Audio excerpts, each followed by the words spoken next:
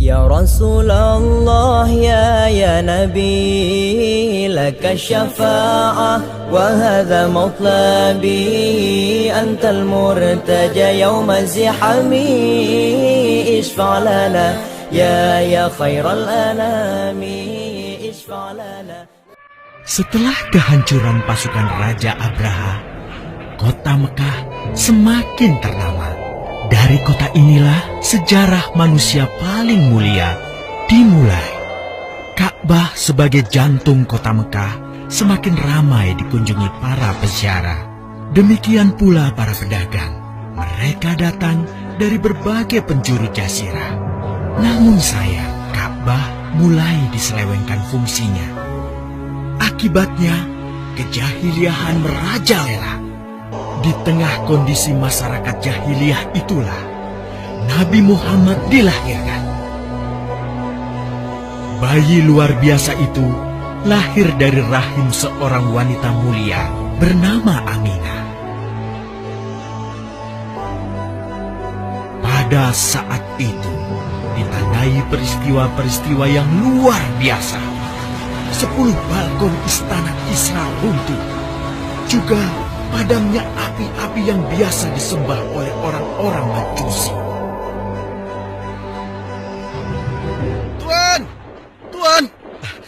Tuan Abdul Muthalib, ada kabar gembira.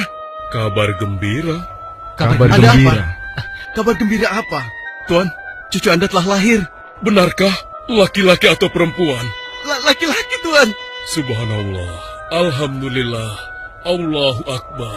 Kalau begitu aku ingin segera melihatnya. Mari, Tuan. Setelah mendengar itu, Abdul Muthalib bergegas menuju ke rumah Aminah.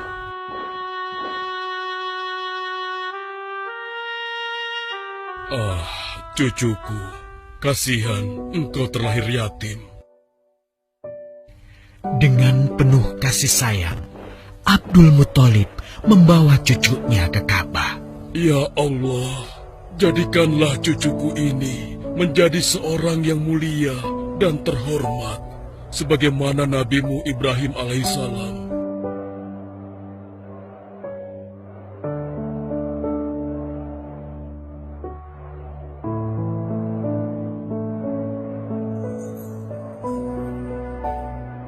Siapa namanya, Ayah? Muhammad. Muhammad? Iya, aku akan menamainya Muhammad. Artinya yang terpuji.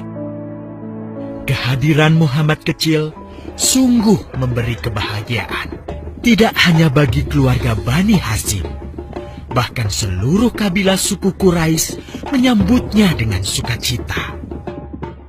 Kemudian Abdul Muthalib mencarikan ibu susu bagi Muhammad kecil.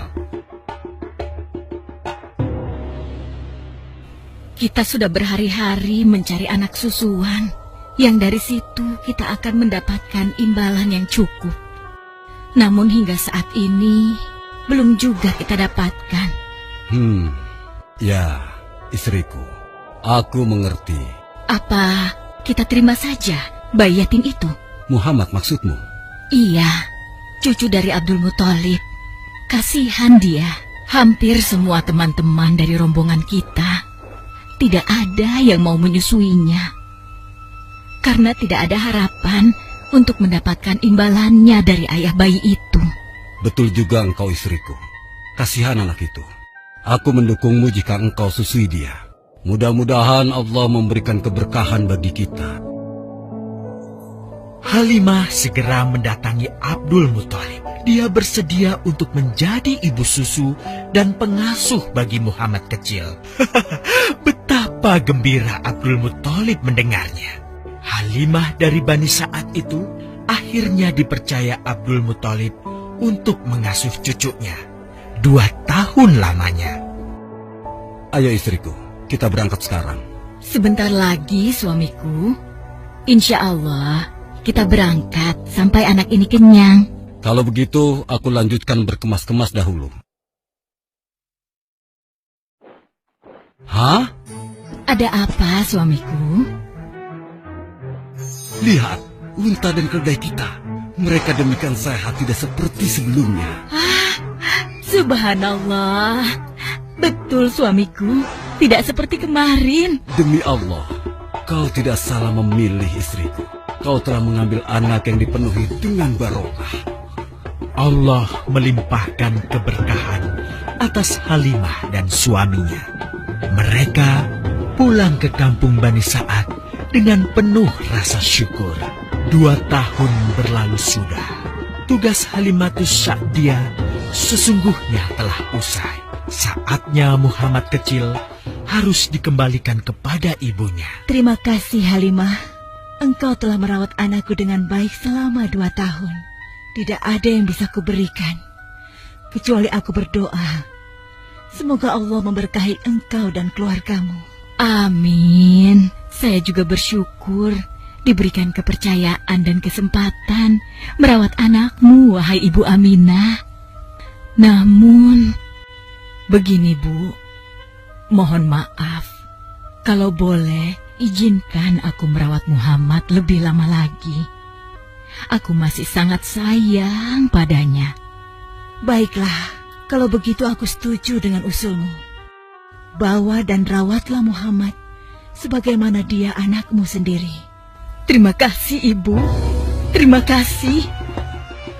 Begitulah, Muhammad kecil kembali ke tengah-tengah Bani Sa'ad. Ia tumbuh menjadi anak yang memiliki banyak teman. Karena kemuliaan akhlaknya. Tatkala berusia sekitar 4 tahun, terjadilah suatu peristiwa. Muhammad, Bu! Muhammad! Muhammad? Kenapa Muhammad? Muhammad dibawa orang. Hah? Dibawa orang? Diculik? Coba ceritakan. Ketika kami tengah bermain, tiba-tiba ada orang dewasa datang. Dia langsung membawa pergi Muhammad dan membunuhnya. Hah? Membunuhnya? Ya Allah, di mana? Di mana? Antarkan ibu ke sana. Dengan perasaan cemas, Halimah bergegas menuju tempat itu. Dan dilihatnya, Muhammad kecil tengah terduduk. Muhammad, apa yang terjadi denganmu? Dengan sangat tenang dan jelas, Muhammad kecil menceritakan apa yang telah terjadi. Bahwa seseorang telah membelah dadanya, mengambil hatinya, kemudian mencucinya dan mengembalikannya lagi ke tempatnya semula. Maka sesungguhnya yang datang itu adalah malaikat Jibril. Dia ditugaskan Allah untuk mencuci hati Rasulullah sehingga bersih dari segala kecenderungan setan. Subhanallah, sungguh anak ini bukanlah anak sembarangan. Sebaiknya aku kembalikan saja kepada ibunya. Peristiwa itu membuat Halimah sangat khawatir. Maka bergegaslah Halimah mengembalikan Muhammad kecil kepada ibunya. Menginjak usia yang ke-6 tahun, Muhammad kecil diajak ibunya untuk berziarah ke makam ayahnya, Abdullah di Yathrib. Dalam perjalanan pulang kembali ke kota Mekah, Aminah pun jatuh sakit.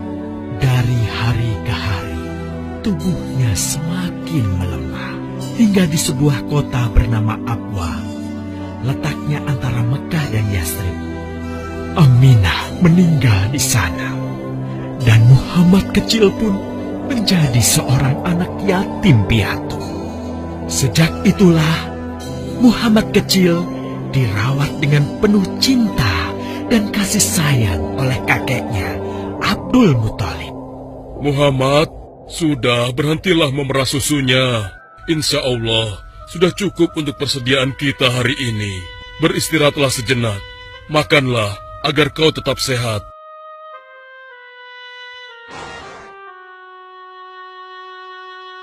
Ya Allah, betapa mulia akhlak cucuku ini.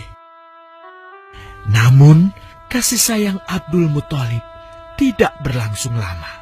Saat usia Muhammad 8 tahun, Abdul Muthalib kakeknya yang sangat menyayanginya itu meninggal dunia. Kemudian, pengasuhan atas Muhammad pun beralih ke pamannya, Abu Thalib. Muhammad kecil tahu betul betapa sayangnya pamannya kepadanya. Di mana Muhammad? Ia tengah mengembalakan kambing milik salah seorang penduduk Mekah, suamiku. Sejak kapan dia keluar rumah? Sekitar waktu subuh tadi. Subhanallah, betapa baiknya akhlak keponakanku ini. Ya Allah, maafkan ketidakmampuanku mencukupi kebutuhan keponakanku. Sayangi dan berkahilah dia. Jadikanlah dia orang yang mulia di antara manusia. Hingga saat usia Muhammad menginjak 12 tahun, pamannya Abu Thalib mengajaknya berdagang ke Syam. Sampailah mereka di satu daerah bernama Busra. Saat mereka beristirahat, datanglah seorang pendeta menghampiri. Wahai saudaraku, selamat datang di Busra. Tampaknya kalian bukan orang sini. Dari manakah kalian berasal? Terima kasih saudaraku, kami datang dari Mekah. Lalu, siapakah gerangan anak ini? Ini adalah keponakanku, Muhammad namanya. Apakah engkau bertanggung jawab atasnya, Tuan? Ya, Kemana ayahnya? ayahnya sudah meninggal sejak ia masih dalam kandungan. Oh, apakah kini dia yatim piatu? Benar, Aku sungguh beruntung bertemu dengannya. beruntung. Beruntung apa? Sungguh, keponakanmu ini adalah orang yang sangat istimewa. Oh ya? Ya, dia adalah seorang nabi, Hmm? seorang utusan Allah. Bagaimana kau tahu hal itu? Aku tahu karena aku seorang pendeta. Dan berita kedatangan dia sebagai seorang utusan Allah sudah disampaikan di dalam Injil. Bahkan aku pun bisa mengetahuinya dari cincin kenabian yang berada di bagian bawah tulang rawan bahunya yang menyerupai buah apel sebagai tanda kenabiannya. Begitulah pendeta bernama Bahira menyampaikan kepada Abu Thalib perihal kenabian Muhammad. Ia berpesan agar menjaga baik-baik keponakannya itu, karena Muhammad kelak di suatu saat nanti akan menghadapi banyak gangguan